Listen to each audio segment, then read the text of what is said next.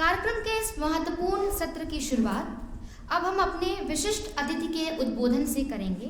हमारे बीच उपस्थित हैं प्रोफेसर राजशरण शाही जी, बाबा साहब भीमराव अंबेडकर विश्वविद्यालय लखनऊ के स्कूल ऑफ एजुकेशन में डीन पद पे कार्यरत हैं।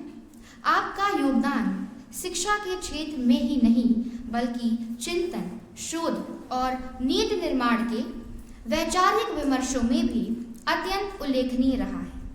आपके नाम से 24 शोध पत्र प्रतिष्ठित जर्नल्स में प्रकाशित हैं, 2 पुस्तकें और 12 संपादित अध्याय प्रकाशित हो चुके हैं।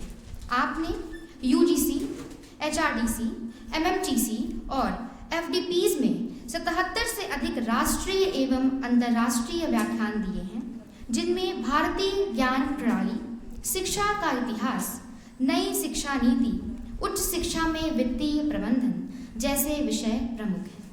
इसके अतिरिक्त आपने 8 राष्ट्रीय एवं अंतर्राष्ट्रीय संगोष्ठियों, कार्यशालाओं और एफडीपीज का सफल आयोजन भी किया है। साथ ही 4 पुस्तकों के संपादक और 15 से अधिक सामाजिक व शैक्षिक विषयों पर लेखों के लेखक हैं एवं आप कई प्रोजेक्ट्स पे कार्य भी कर रहे हैं। आप विद्यार्थियों के सबसे बड़े संगठन अखिल भारतीय विद्यार्थी परिषद एबीवीपी के राष्ट्रीय अध्यक्ष भी हैं। आपके विचार न केवल शिक्षाविदों के लिए प्रेरक हैं बल्कि नई पीढ़ी के लिए दिशा सूचक भी हैं। अब मैं उत्साह और सम्मान के साथ प्रोफेसर राजशरण शाही जी को उनके उद्बोधन के लिए आमंत्रित करती हूँ।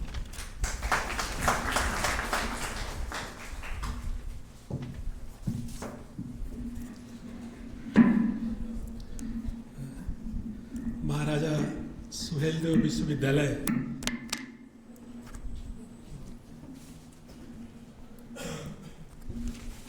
के राजनीति शास्त्र विभाग द्वारा आयोजित इस राष्ट्रीय संगोष्ठी के उद्घाटन सत्र की अध्यक्षता कर रहे इस विश्वविद्यालय के सम्माननीय कुलपति प्रोफेसर संजीव कुमार जी, आज के कार्यक्रम के मुख्य अतिथि ख्याति प्राप्त इस विषय के विद्वान प्रोफेसर संजीव कुमार शर्मा जी, इस विश्वविद्यालय के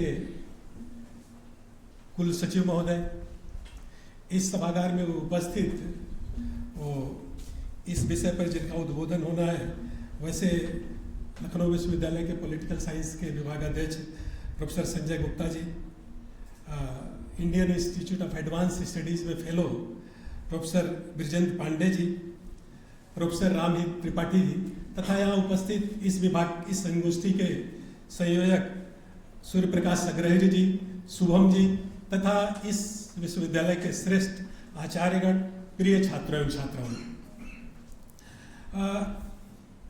ये आर्यमगढ़ की भूमि राजसत्ता पर धर्मसत्ता के स्थापना की भूमि है। ये महर्षि दुर्वासा की भूमि है। ये महर्षि दत्तात्रेय की भूमि है। ये भूमि सदैव से राजसत्ता पर धर्म सत्ता के अधिष्ठान की भूमि रही है। इसलिए इस भूमि पर इस संगोष्ठी का आयोजन शायद इसके निहितार्थ को सिद्ध करेगा, ऐसा मेरा विश्वास है। जिस कालखंड में इस संगोष्ठी का आयोजन हुआ है, यह कालखंड सुशासन के प्रतीक और प्रतिमान के रूप में लोक माता अहिल्या देवी के जन्म का यह 300वां वर्ष है। इसलिए जिस स्थान पर इस संगोष्ठी का आयोजन हुआ है और जिस कालखंड में आयोजित हुआ है और जिसके द्वारा आयोजित हुआ है, ये जो तीनों की त्रयी है, भारत की परंपरा में त्रयी का बड़ा महत्वपूर्ण स्थान है। तो वो तीनों की त्रयी निश्चित रूप से इस अधिष्ठान को सिद्धि तक पहुंचाएगी, ऐसा मेरा विश्वास है। जब इस संगोष्ठी के संदर्भ में मुझे आमंत्रण इस विश्वविद्यालय के द्वारा मिला, तो एक बार पहली बार इस विश्वविद्यालय में आना था, इसलिए विश्वविद्यालय का आकर्षण मुझे खींच रहा था। लेकिन जो विषय था वो विषय मुझे थोड़ा दूर ले जा रहा था कि मैं उस विषय का इतना सिद्ध वक्ता नहीं हूँ, उस विषय की गहराई को भी नहीं समझ सकता। जहाँ प्रोफेसर संजीव कुमार शर्मा जैसे विद्वान हो, ऐसे इस विषय का मेरे द्वारा कोई प्रतिपादन हो, ऐसा मैं नहीं मानता था। लेकिन मुझे लगा कि इस विश्वविद्यालय में चलना चाहिए, और एक शिक्षा शास्त्र के विद्यार्थी के नाते राजसत्ता पर धर्मसत्ता का नियंत्रण किस प्रकार से होना चाहिए, एक तैतरीय उपनिषद का उदाहरण आप देता हूं। एक राजा का पुत्र, राजा ने अपने पुत्र को एक राज्य जीतने के लिए, और जब वो राज्य जीत करके आ गया तो राजा के दरबारियों ने कहा कि इसने अपनी योग्यता को प्रमाणित कर दिया है, हम सब निवेदन करते हैं कि राजकुमार के रूप में इनका राज्याभिषेक आप करें। तो राजा ने कहा कि नहीं, अभी राजकुमार के रूप में अपनी योग्यता, केवल एक प्रतिमान पर इसने अपनी योग्यता को प्रमाणित किया है। राजकुमार होने का अर्थ केवल युद्ध जीतना नहीं है, अभी तो इसको मनुष्य बनना है। इसलिए उन्होंने कहा कि अमुक ऋषि के आश्रम में जाओ और ज्ञान ग्रहण करके आओ। तो उस ऋषि के आश्रम में गया। ऋषि एक गुफा में रहते थे, बाहर गया, आवाज दिया गुफा के बाहर से कि मैं आपसे ज्ञान ग्रहण करने आया। तो ऋषि ने पूछा गुफा के अंदर से कि तुम कौन हो? तो उसने कहा कि मैं अमुक देश का राजकुमार हूं, आपसे ज्ञान ग्रहण करने आया हूं, शिक्षा प्राप्त करने आया हूं, मुझे शिष्य के रूप में स्वीकार करिए। वो ऋषि गुफा से बाहर नहीं आया। वो राजकुमार अपने पिता के पास गया, उसने कहा कि आपने किसके पास मुझे भेज दिया? वो तो शायद मुझसे कम ज्ञानी है, मेरे ज्ञान से, मेरे पांडित्य से वो डर गए और बाहर नहीं निकले। तो राजा ने पूछा कि क्या हुआ? तो उसने बताया कि ऐसा ऐसा हुआ। तो उसने कहा, राजा ने कहा कि देखो, भारत में जो ज्ञान पाने की परंपरा है वो मुक्त होने की परंपरा है, अहंकार से मुक्त होने की परंपरा है। शिक्षा उसी को दी जाती है जिसमें पात्रता होती है। तुम्हारे अंदर उसने पात्रता नहीं देखी, इसलिए तुमको स्वीकार नहीं किया, इसलिए तुम तो अहंकार से भरे थे, तुम्हारे अंदर कुछ खाली ही नहीं था जिसमें कुछ डाल सके। खाली होकर के जाओ, मुक्त होकर के जाओ। तो फिर गया दोबारा, रास्ते में अपने सारे राजसी वस्त्र, हाथी घोड़ा सब छोड़ते हुए फिर गुफा के सामने खड़ा हुआ, और फिर वही प्रश्न कि मैं आपसे ज्ञान ग्रहण करने आया हूं, आप बाहर आइए। फिर ऋषि ने वही प्रश्न पूछा, तुम कौन हो? तो इस बार जो उसने उत्तर दिया, उसने कहा कि यही तो मैं नहीं जानता कि मैं कौन हूं, यही मैं आपके पास जानने आया हूं कि मैं कौन हूं, मेरे यहां होने का निहितार्थ क्या है। तब उस ऋषि बाहर आया और उसको शिष्य के रूप में स्वीकार किया। और विद्यार्जन के पश्चात जब ऋषि को यह लग गया कि इसने शिक्षा प्राप्त कर लिया, तब उसके ज्ञान का मूल्यांकन करने के पुनः उसने वही सवाल पूछा, अब बताओ तुम कौन हो? तो उसने कहा कि अहम ब्रह्मस्म तत्त्वमसि, जो मैं हूं वही तुम हो, मेरे और आप में कोई अंतर नहीं है। तो ये जो विषमता का जितने विभेद है, जितने विभेद की दीवारें हैं, वो समाप्त हो जाएं और मेरे और तुम्हारे में कोई अंतर नहीं है। जो एकात्मता का बोध है, स्व की चेतना को लोक चेतना में विलीन करने की जो परंपरा है, जो साधना है, उस साधना की सिद्धि का जो अधिष्ठान है वो धर्म है। इसलिए उस भाव का जागरण। और देखिए, उस समय राजा राजकुमार से ये अपेक्षा कर रहा था कि वो युद्ध विजेता न बने, वो धर्म विजेता भी बने, धर्म को भी धारण करे, और इस परंपरा को जो धारण करता है वही धर्म है। लेकिन दुर्भाग्य से स्वामी विवेकानंद के कई उदाहरण सामने आते हैं कि एक बार स्वामी विवेकानंद, उनके गुरु भाई भी विदेशानंद थे, विज्ञानानंद, तो बिल्लूर मठ में एक बार रुके हुए थे। तो बाहर एक स्वामी जी रात में करुण विलाप कर रहे थे, विज्ञानानंद की नींद खुली। तो उन्होंने कहा कि ये स्वामी विवेकानंद, इतना विलाप आप कर रहे हैं, क्या बात है? कोई आपको दुख है, कोई तकलीफ है? आप बताते तो मैं आपको डॉक्टर के पास, वैद्य के पास ले चलता। तो उन्होंने कहा कि मेरा जो दर्द है उसकी दवा किसी डॉक्टर के पास नहीं है। तो उन्होंने कहा आपकी तकलीफ क्या है? तो उन्होंने कहा कि मैं देख रहा हूं कि मूसलाधार बारिश हो रही है, मेरे सैकड़ों बंधु बांधव खुले आकाश के नीचे है, मैं कितना कृतज्ञ हूं कि मेरे सर के ऊपर छत है। जब तक प्रत्येक, इस भारत के प्रत्येक व्यक्ति के सर पे छत नहीं हो जाता, तब तक मैं छत के नीचे अगर हूं तो मैं स्वयं को कृतज्ञ मानता हूं। इसलिए उन्होंने कहा कि प्रत्येक पढ़े लिखे व्यक्ति से अपेक्षा किया कि प्रत्येक पढ़े लिखे व्यक्ति का यह दायित्व है कि उसके आसपास जितने लोग जो नहीं पढ़े हैं उनके शिक्षा की वो व्यवस्था करे। और भारत में जो धर्म की परंपरा है वो आत्मिक चेतना के जागरण की परंपरा है, स्व की चेतना को लोक चेतना से जोड़ने की परंपरा है, मानस को अति मानस के रूप में परिवर्तित करने की परंपरा है। इसीलिए कहा कि जो मनुष्य के विकास की जो यात्रा है वो अन्नमय कोश से लेकर के आनंदमय कोश की यात्रा है। तो इसलिए उस कोश का विकास केवल मस्तिष्क के विकास से नहीं होगा।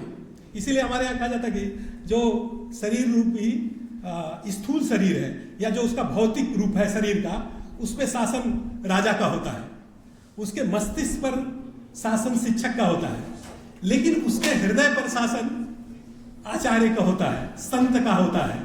तो इसलिए शिक्षा केवल मस्तिष्क के विकास की परंपरा नहीं है, वो हृदय के विस्तार की परंपरा है।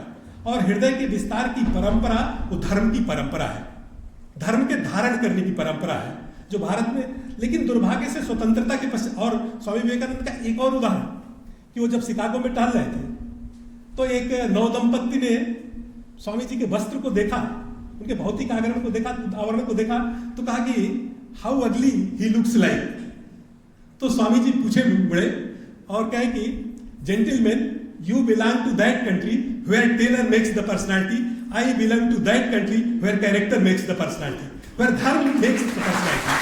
तो वो धर्म है जो हमारे अंतस चेतना को जागृत करता है, जो स्वशासन की ओर हमें, कोई बाह्य सत्ता का मेरे ऊपर नियंत्रण हो और उसके नियंत्रण के दौरान मैं कोई कार्य करूं, ये धर्म की परंपरा नहीं है। वो अपनी आत्मिक चेतना का इस प्रकार से जागरण करना कि दूसरे के हितों पर ही सरिस धर्म नहीं भाई, जैसी चर्चा की गई कि दूसरे के हितों की चिंता करना मेरा धर्म बन जाए, मेरा दायित्व बन जाए। इसलिए पश्चिम की जो परंपरा है वो भोग की परंपरा है, वो साधनों को जीतने की परंपरा है, सत्ता पर अतिक्रमण करने की, कब्जा करने की परंपरा है। लेकिन भारत की परंपरा तो त्याग, स्वामी विवेकानंद कहते हैं भारत जब भी आगे बढ़ेगा त्याग के आदर्श पर आगे बढ़ेगा, और धर्म का जो सर्वोच्च अधिष्ठान है, आदर्श है, वो त्याग है। इसलिए आज दुर्भाग्य से जब भारत स्वतंत्र हुआ तो स्वतंत्रता के पश्चात जो धर्मनिरपेक्ष राज्य की कल्पना की गई, राज्य तो धर्मनिरपेक्ष हो ही नहीं सकता है।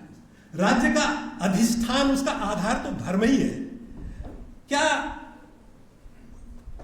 दाहकता अगर अग्नि में समाप्त हो जाए तो अग्नि का अस्तित्व तो रह जाएगा।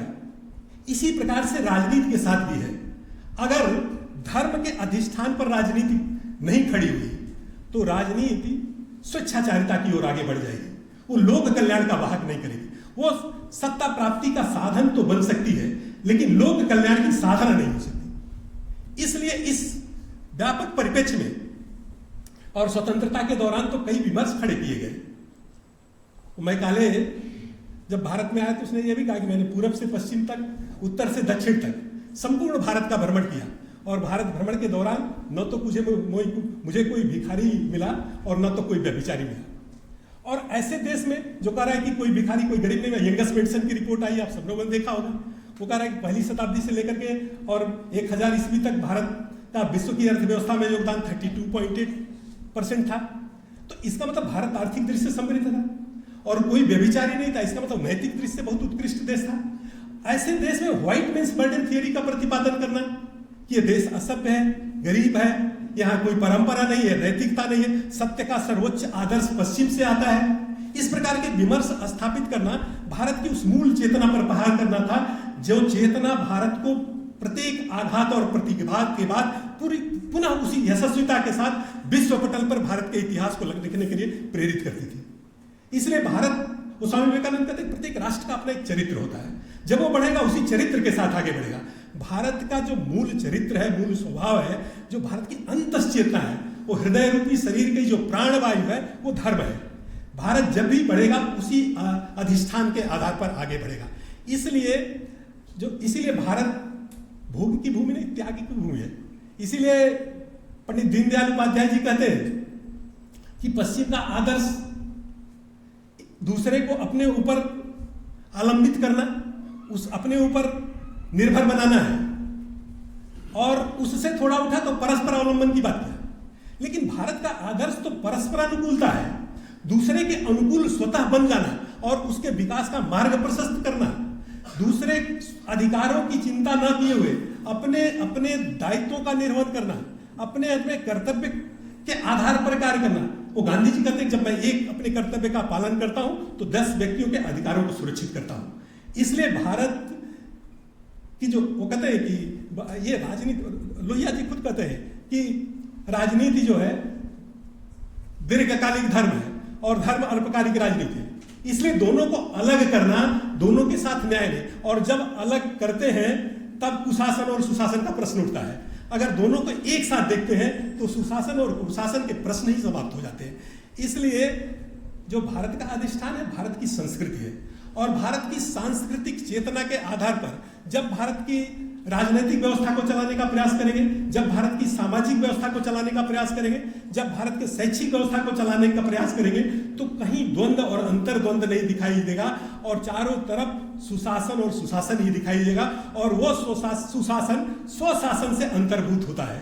इसलिए इस परिप्रेक्ष्य में इस संगोष्ठी का आयोजन निश्चित रूप से एक वय निहितार्थ के साथ नई पीढ़ी को जागृत करने का प्रयास है। इस संगोष्ठी के आयोजन हेतु मैं आप सबको बहुत बहुत बधाई देता हूं, और मुझे आप सबने बुलाया और सुना, इसके लिए आप सबके प्रति कृतज्ञता ज्ञापित करता हूं। बहुत बहुत धन्यवाद।